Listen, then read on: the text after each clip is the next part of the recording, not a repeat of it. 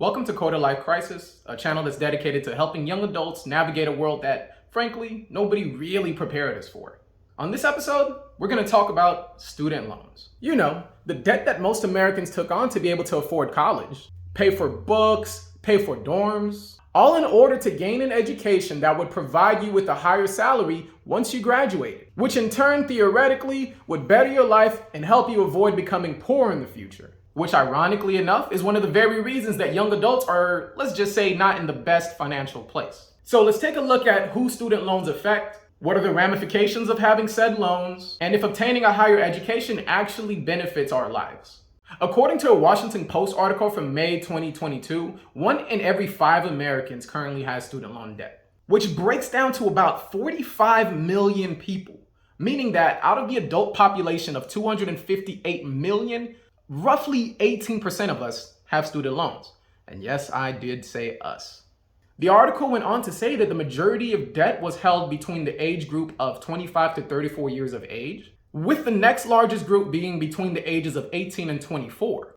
Which makes sense if you think about it. It's typically young adults who end up going to college, especially getting their first degrees. Now I know what you're thinking.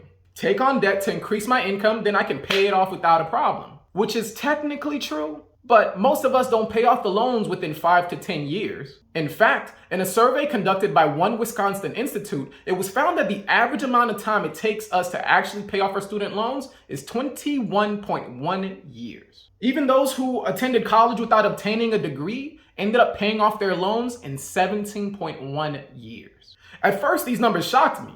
And then I realized that I started school in 2008, so I am well on my way to being part of that average.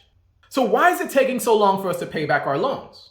If you look back to the age group that has the most student loan debt, you realize between 18 and 34, there's a lot of change going on in most people's lives. Within this age group, you're thinking about things like paying for a wedding, buying a house, planning for your children, taking trips, getting off your parents' insurance. The list goes on and on. This means the majority of people end up making minimum payments, which allows the interest to accrue. According to educationdata.org, federal student loans on average for undergraduates have an interest rate of about 3.73%, while the graduate level has an interest rate of about 5.28%.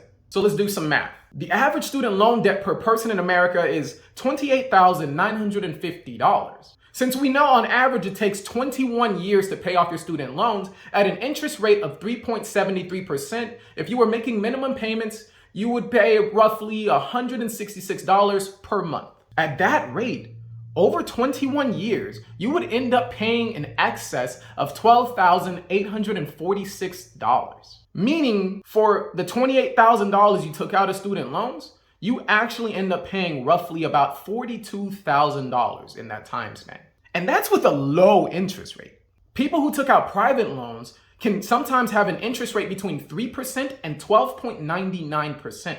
So if we did the same math problem with a middle interest rate within that range, let's say 8%, that same person with $28,950 worth of student loan debt would pay an additional $30,904 in the 21 years if he was making the minimum payments. Meaning the total amount that person would actually pay would be about $59,800, give or take a couple hundred.